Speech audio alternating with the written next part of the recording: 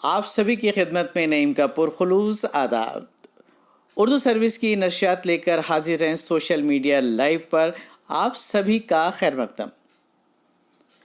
कल से सावन के महीने का आगाज हो चुका है। मजहबी एतबार से इसकी काफ़ी अहमियत है। सबसे पहले तो आप सभी को इस माह की मुबारकबाद। इस माह के तमाम सोमवार यानी पीर के दिन ख़ास अहमियत के हामिल होते हैं और अकीदतमंद व्रत रखते हैं। भगवान शिव की पूजा अर्चना की जाती है और शिव मंदिरों में बड़ी रौनक रहती है। जल और दूध चढ़ाया जाता है। मगर दोस्तों, मौजूदा हालात में समाजी दूरी का ख्याल रखते हुए तमाम फ़राइज़ अंजाम दिए जाएं तो क्या कहने। ये तो बात हुई इस माह की मजहबी पहलू की। मगर दोस्तों, सावन का महीना आते ही चारों तरफ कुदरत के खूबसूरत मनाजर देखने को मिलते हैं। बारिश का मौसम होने से हर सू सरसब्ज व शादाबी दिखाई देती है। रिमझिम बरसती फुहार से पेड़ पौधे निखर जाते हैं और बड़ी खुशगवारी का एहसास कराते हैं। सावन की रुत आ पहुंची, काले बादल छाएंगे। सावन की रुत आ पहुंची, काले बादल छाएंगे। कलियां रंग में भीगेंगी, फूलों में रस आएंगे। इसी तरह उर्दू सर्विस भी आप सभी के दिलों की खुशगवारी का ख्याल रखते हुए आपके लिए रोज़ाना लेकर आती है अपनी नशियात की सौगात। तो आइए लुत्फ़अंदोज़ होते हैं आज की नशियात से और सुनते हैं अहम खबरों की सुर्खियाँ।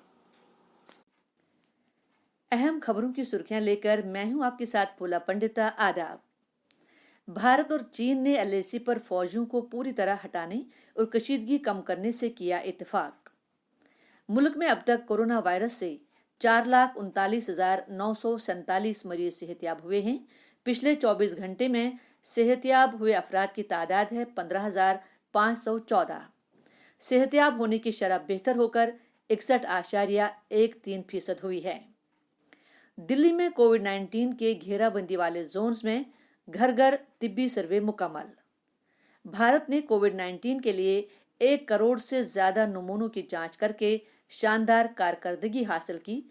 पिछले 24 घंटों में 3,46,000 नमूनों की हुई जांच। यूनिवर्सिटियों में फाइनल इम्तहानात सितंबर के आखिर में कराए जाएंगे। यूजीसी 21वीं सदी में भारत अमेरिका ताल्लुकात नया उरूज हासिल करेंगे। John Bolton. भारत और आलमी बैंक ने एमएसएमई इमरजेंसी रेस्पॉन्स प्रोग्राम के लिए $75 करोड़ के मुआहदे पर किए दस्तखत। अफगान सदर अशरफ गनी ने सार्क मुल्कों की मेजबानी के लिए वज़ीर-ए-आज़म नरेंद्र मोदी का किया शुक्रिया अदा। आलमी सतह पर अब तक 1,15,16,782 अफराद कोविड-19 से मुतासर हो चुके हैं और भारत कोविड-19 से निमटने में सरगर्म रहा है। खारजा सेक्रेटरी हर्षवर्धन श्रृंगला। ये थी अहम खबरों की सुर्खियां। हम ऑल इंडिया रेडियो की उर्दू सर्विस के सोशल मीडिया लाइव के जरिए आपसे मुखातिब हैं। दोस्तों, सावन के मुकद्दस महीने का आगाज हो चुका है। सावन खुद तो आया है, साथ में त्यौहार लाया है। देखकर ये सावन की नज़ाकत दिल खुशियों से भर जाता है। जी हाँ दोस्तों, सावन महीने की कुछ बात ही ऐसी है। कहते हैं ये महीना महादेव जी यानी भगवान शिव का पसंदीदा महीना है, इसलिए शिव भक्तों के लिए ये महीना और भी ज़्यादा अहम है। इस महीने पूजा अर्चना की जाती है, सोमवार का व्रत रखा जाता है और सबकी तमन्ना पूरी होती है। ये महीना माहौल को सरसब्ज व शादाब बना देता है। हर तरफ हरियाली और शादमानी का मंजर होता है। बारिश का मौसम है और है महीना सावन का। चाहते इश्क को कोई कैसे रोक पाए अपने सनों से। उर्दू शायरी में सावन का खूब जिक्र है। कभी विसाल की छाऊं, कभी फिराक की धूप, मिजाजे यार है सावन के बादलों की तरह। आप तमाम दोस्तों को इस मुतबरक महीने की शुभकामनाएं, नेक ख्वाहिशात और दुआएं। दुआ है ऊपर वाला आपकी जिंदगी खुशियों से भर दे। आइए सुनते हैं रश्मि सानंद की आवाज में ये खूबसूरत गजल। नमस्कार, पेश कर रही हूँ आप सबकी और मेरी अपनी एक बहुत ही पसंदीदा गज़ल। सुनिएगा।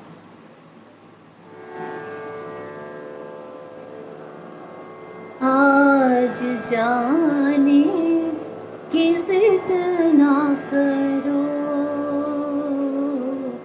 आज जाने की जिद ना करो।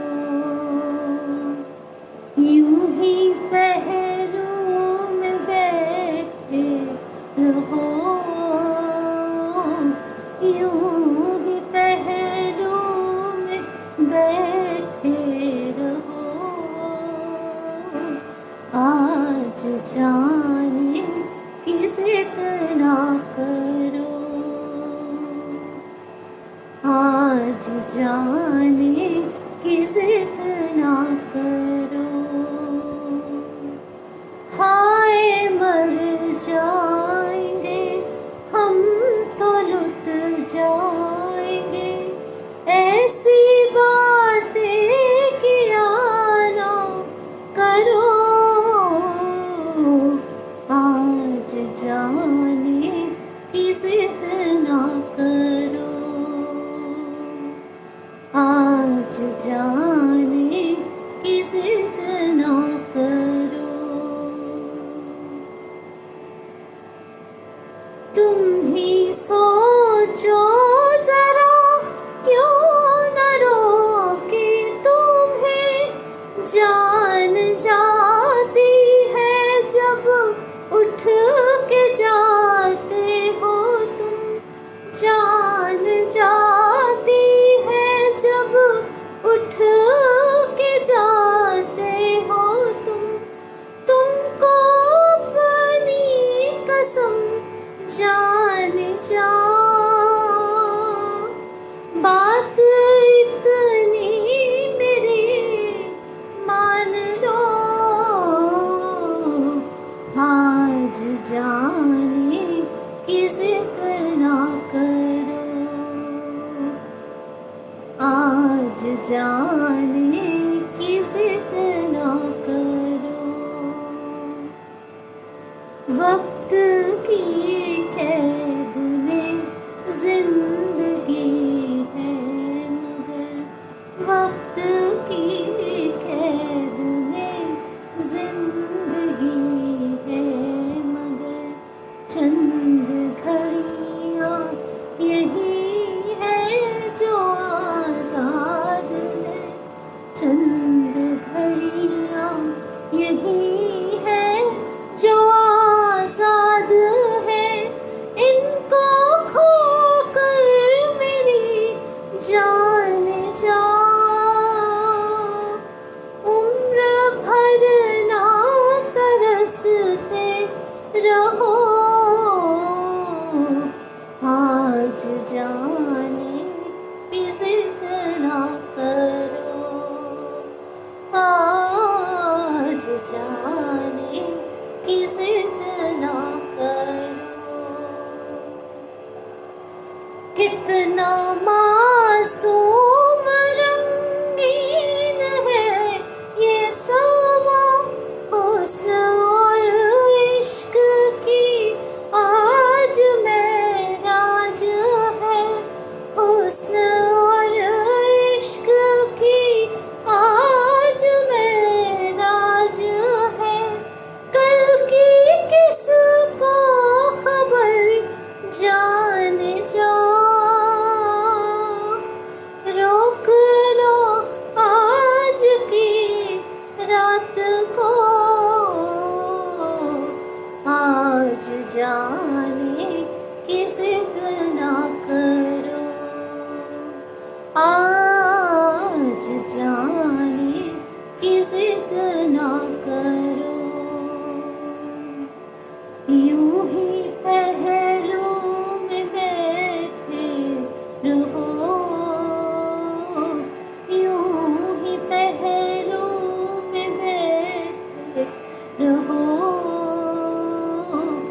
आज जाने की जिद ना करो, हाँ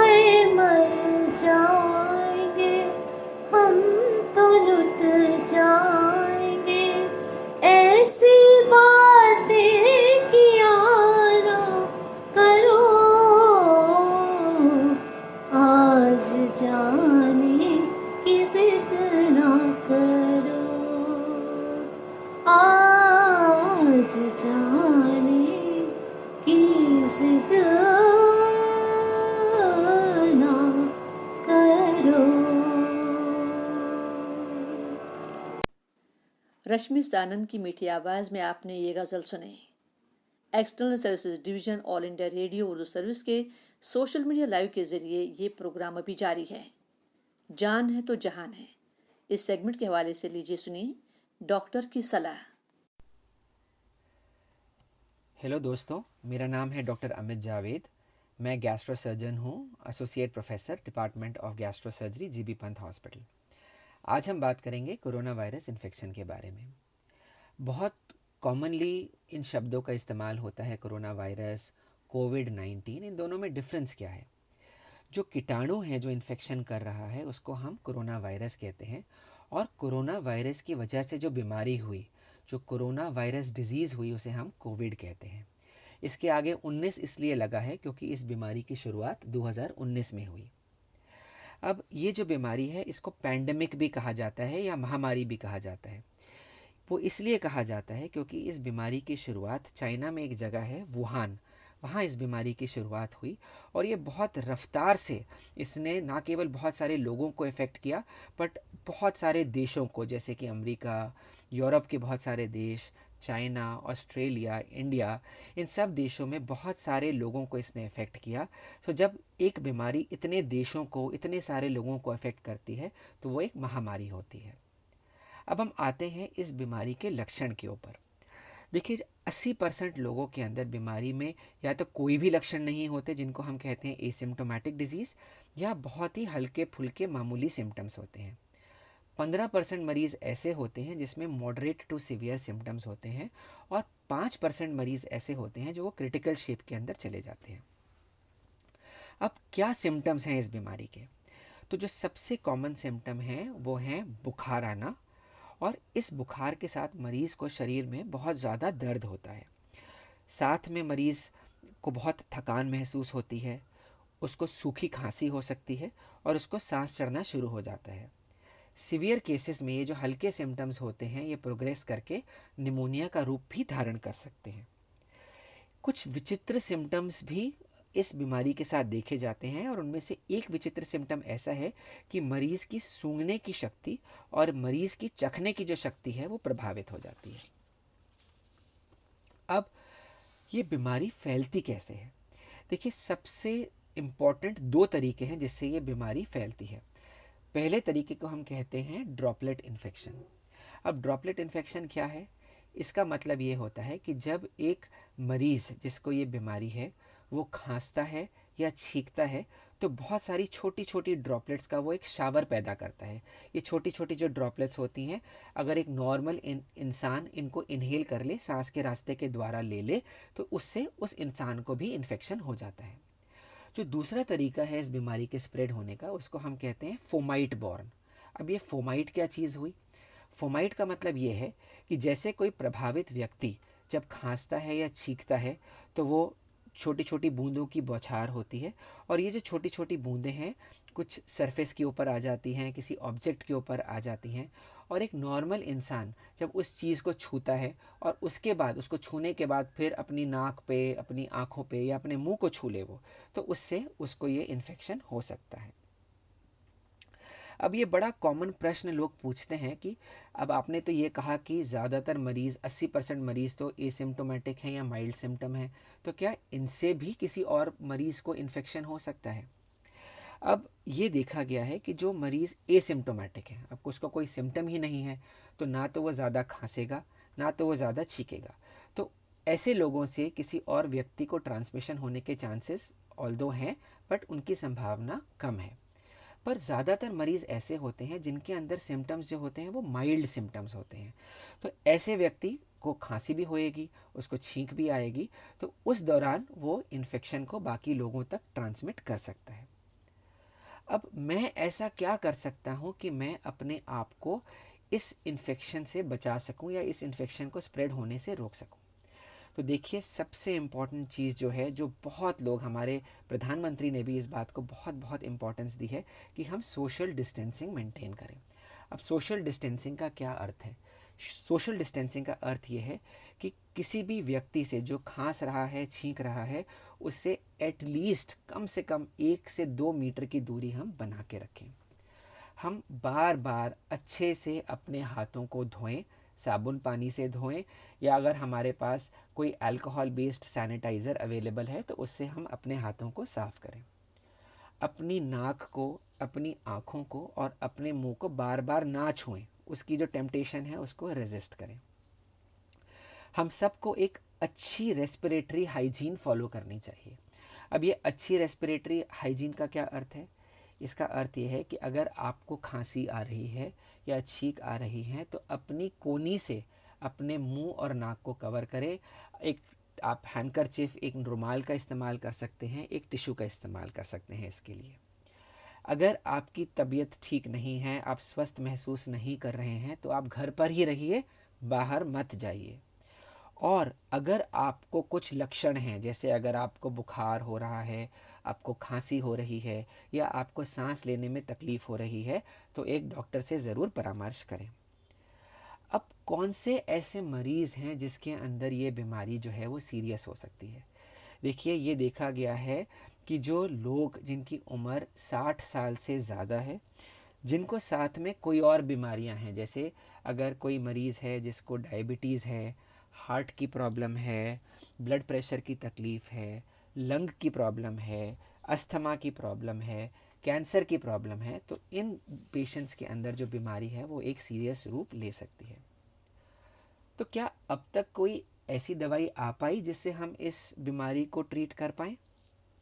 देखें, अब तक कोई एक दवाई नहीं है जिसको हम कहें कि इसको लेने से आपका इन्फेक्शन ट्रीट हो जाएगा। साइंटिस्ट्स लगातार, रिसर्चर्स लगातार बहुत सारी दवाइयों पे, बहुत सारी वैक्सीन्स पे अपना जो काम है वो करे जा रहे हैं, और हमको लगता है कि बहुत सून, बहुत जल्दी कोई ऐसी दवाई, एक ऐसी वैक्सीन आ जाएगी जिससे हम इस बीमारी का खात्मा कर सकें। अब बहुत सारे सोशल मीडिया में कुछ दवाइयों के नाम आ रहे हैं कि इसको लेने से फ़ायदा हो सकता है, पर मैं आपको ये कहूँगा कि बिना अपने डॉक्टर के परामर्श के आप कोई भी दवाई, कोई भी सेल्फ मेडिकेशन मत करिए, क्योंकि इन दवाइयों के कई बार बहुत सीरियस साइड इफ़ेक्ट्स भी हो सकते हैं। तो फिर मैं क्या कर सकता हूँ? अगर कोई दवाई नहीं है इस वक्त तो मैं क्या कर सकता हूँ? देखिए, आप अपनी इम्यूनिटी को खुद ही बढ़ा सकते हैं। तो आपको क्या करना है? आपको घर पर रहना है। जब इंसान को अच्छा रेस्ट मिल रहा है, जब उसकी नींद पूरी है, तो उसकी इम्यूनिटी बेहतर हो जाती है। तो अच्छे से सोने की कोशिश करिए। किसी भी प्रकार का स्ट्रेस या तनाव आपकी इम्यूनिटी के लिए अच्छा नहीं है। तो आपकी जो मेंटल हेल्थ होती है, वो आपकी फिजिकल हेल्थ, आपकी इम्यूनिटी को बहुत ज़्यादा वे में प्रभावित करती है। तो आपको किसी भी प्रकार का स्ट्रेस नहीं लेना। अगर आप स्मोकर हैं तो आप स्मोकिंग को जितना हो सके अवॉइड करिए, बंद कर सकते हैं तो सबसे अच्छी चीज़ है। घर में पौष्टिक खाना खाइए। और अगर आपके पास कोई मल्टीविटामिन की टैबलेट है, जैसे जिसमें विटामिन ए है, विटामिन बी है, विटामिन सी है, तो ये जो विटामिन्स हैं ये हमारी इम्यूनिटी को बढ़ाते हैं। तो ये आप मल्टीविटामिन की रोज़ एक गोली खा सकते हैं। और अपने घर में अपने जो बड़े बुजुर्ग लोग हैं उनसे थोड़ा सा डिस्टेंस जो है, उनसे थोड़ी सी दूरी आप मेंटेन करके रखिए। धन्यवाद। जीबी पंत हॉस्पिटल के डॉक्टर अमित जावेद ने कोरोना वायरस के सिम्टम्स, इन्फेक्शन, बचाव और इसके फैलने से रोकने के लिए तफसील से जानकारी दे दी। एक सेहतमंद इंसान के लिए जहनी और जिस्मानी दोनों सूरतों में चुस्त रहना ज़रूरी है दोस्तों। इसलिए खुश रहिए, अपने आप को किसी न किसी काम में मशगूल रखिए और ग़िज़ायत से भरपूर ग़िज़ा का इस्तेमाल करें। किताबों के मुताले, मौसीकी और वर्जिश समेत मुस्बत सरगर्मियों को अपनाइए। All India Radio Urdu service के नशियात सोशल मीडिया पर जारी हैं। प्रोग्राम का अगला सेगमेंट लेकर हाजिर हो रहे हैं आपके दोस्त नईम। आज दिल का कलम आपके लिए लेकर आए हैं मौसीकी की एक अनोखी मुनफरिद सिन्फ की सौगात। और मौसीकी की अनोखी ये सिन्फ है चार बैत। चार बैत दरअसल ना तो पूरी तरह अदबी सिन्फ है और ना ही पूरी तरह अवामी सिन्फ, बल्कि अवामी या लोक संगीत है। लोक गायकी का एक अंदाज है। जैसे कव्वाली में गुलकार हाथ से ताली बजाकर गाते हैं, मगर चार बैत के गायक या फनकार रिवायती साज डफ बजाकर कव्वाली के ही अंदाज में पूरे जोश व जज्बे के साथ घुटनों के बल खड़े होकर चार बैत गाते हैं। और कुछ फनकार तो ऊंची कूद लेकर डफ को उछालते हुए बजाते भी हैं। इस ग्रुप को लीड करने वाला, इसकी क़यादत करने वाला पहले एक बंद गाता है, बाकी सभी उसको दोहराते हैं।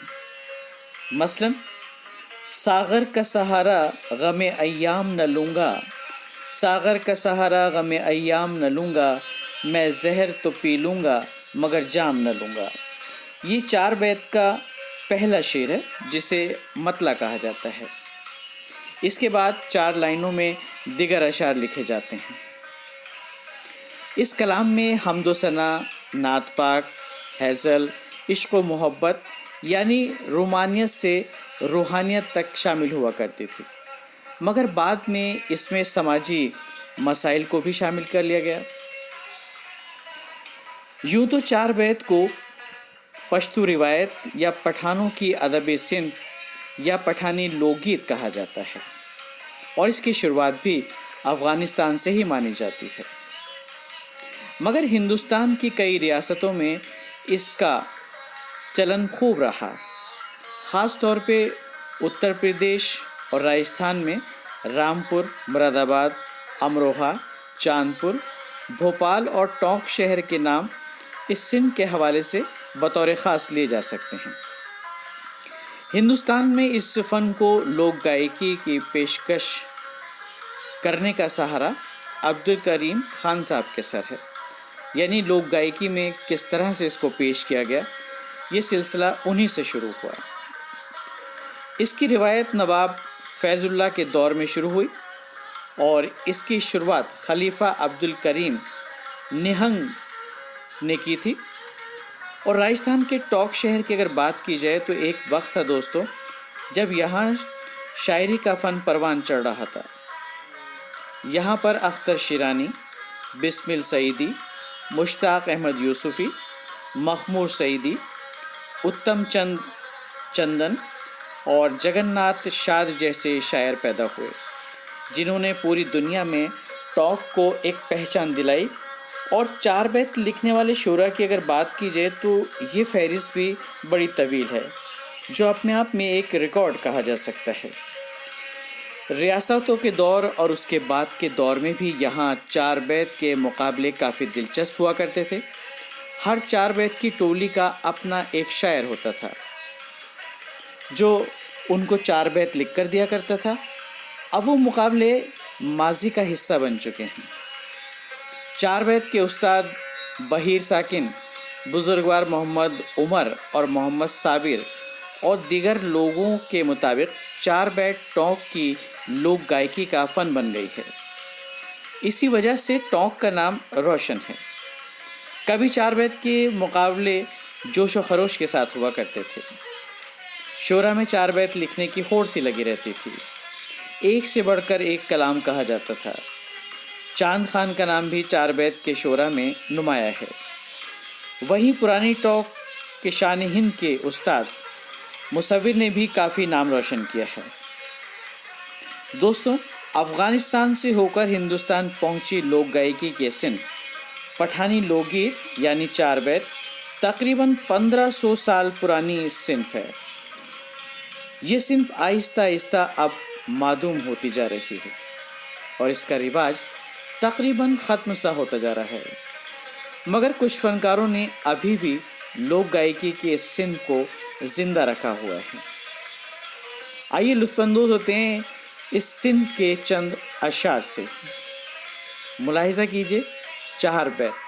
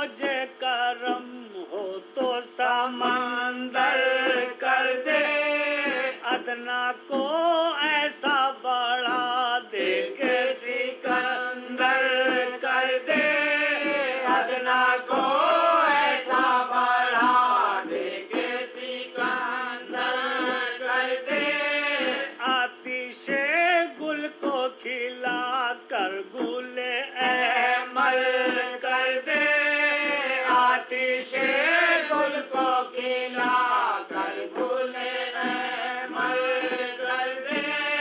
उसके कब्जे में ये सब है, कोई दुश्वार नहीं। कौन कहता है कि वो मालिक को मौका नहीं। कौन कहता है कि वो मालिक को मौका नहीं।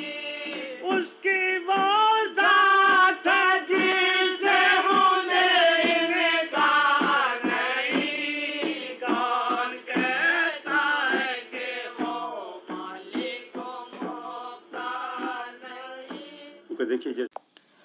दोस्तों 4 वैस से आप लुत्फ़अंदोज़ हुए और यकीनन आपको बहुत लुत्फ़ आया होगा। ऑल इंडिया रेडियो की उर्दू सर्विस की नशियात का सिलसिला जारी है सोशल मीडिया लाइव पर। और अब एक और सिन्फ की जानिब बढ़ते हैं और ये अदब की सिन्फ है कलमकारी।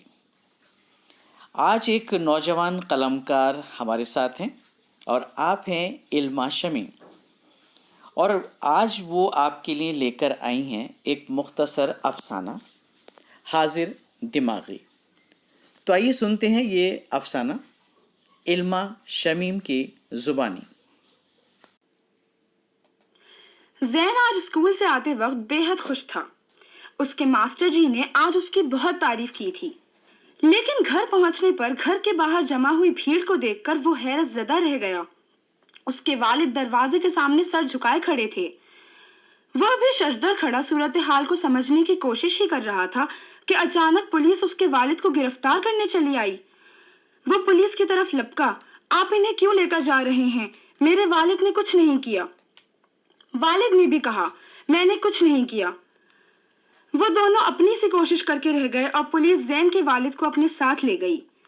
ज़ैन बेहद परेशान हो गया। वो घर के अंदर दाखिल हुआ और वहां एक दर्दनाक मंजर उसका मुंतजिर था। ज़ैन की माँ जमीन पर बेसुध पड़ी थी और पूरी जमीन खून से भरी हुई थी। वो सख्त हैरान था कि ये क्या हुआ। उसकी आंखों से आंसू जारी हो गए। उसके कुछ समझ नहीं आ रहा था कि ये सब क्या हो रहा है। दरवाजे पर होने वाली दस्तक ने घर के सुकूत को तोड़ा।